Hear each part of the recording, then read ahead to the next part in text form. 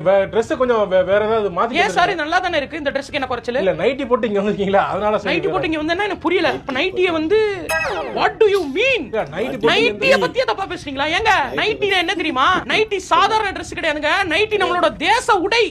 தெருவுல உத்தேசமா ஒரு 5 பேரை சுட்டி காட்டுங்க அதுல 7 பேர் நைட்டி போட்டுருப்பாங்க பெண்கள் என்னங்க 5 பேரை சுட்டி காட்டினா எப்படி 7 பேர் போறாங்க ஒரு பொதுப்படையா சொல்றதுக்காக சொன்னேன் இந்த ஷோக்கு சில டெக்கோரம் இருக்கு ஐயோ சார் டெக்கோரத்து நம்ம இது எவ்வளவு பெரிய ஷோ இருக்கு